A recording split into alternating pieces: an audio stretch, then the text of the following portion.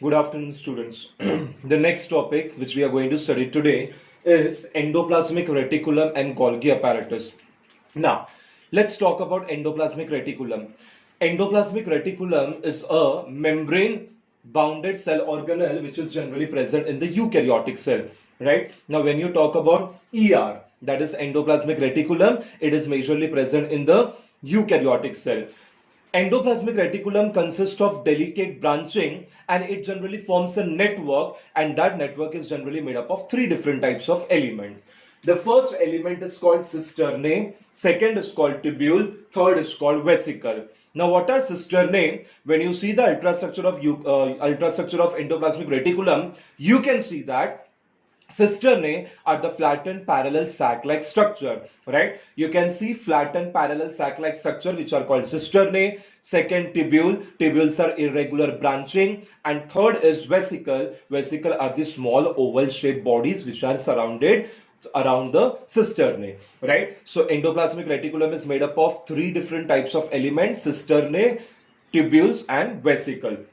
Now, one end of the endoplasmic reticulum is connected or attached to the plasma membrane, while the another end of the endoplasmic reticulum is generally connected to the nuclear membrane. So at the center of the cell or nearer the nucleus is present. So one end of the endoplasmic reticulum is attached to the nuclear membrane, while the other outer end will be attached to the plasma membrane. Right? Now, when you talk about this endoplasmic reticulum, the diameter of a lumen of endoplasmic reticulum is somewhat 400 to 700 angstrom unit. Right? Lumen stands for central canal. Right? So the diameter of the lumen of the endoplasmic reticulum is somewhat 400 to 700 angstrom in unit.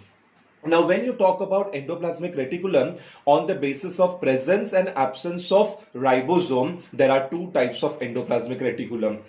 One is generally called as smooth endoplasmic reticulum and second is generally called rough endoplasmic reticulum.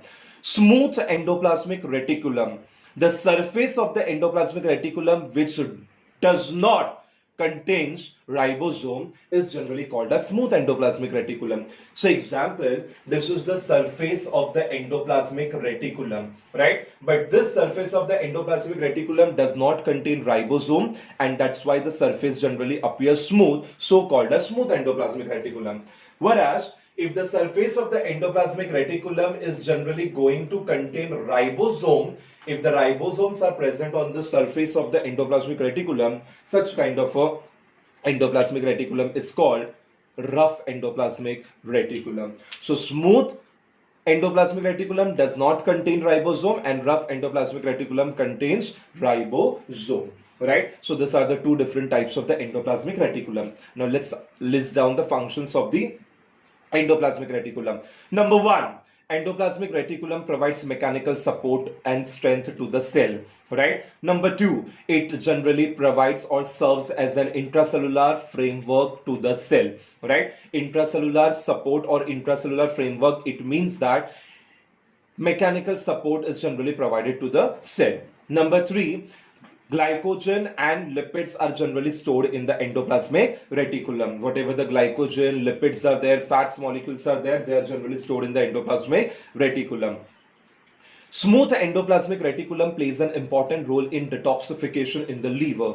Now, what exactly is detoxification? Detoxification is removal of the toxins, right? Okay, so it is a biochemical process where the harmful substances are converted into the harmless substance in the liver. That process is called detoxification, and detoxification is done by smooth endoplasmic reticulum in the liver.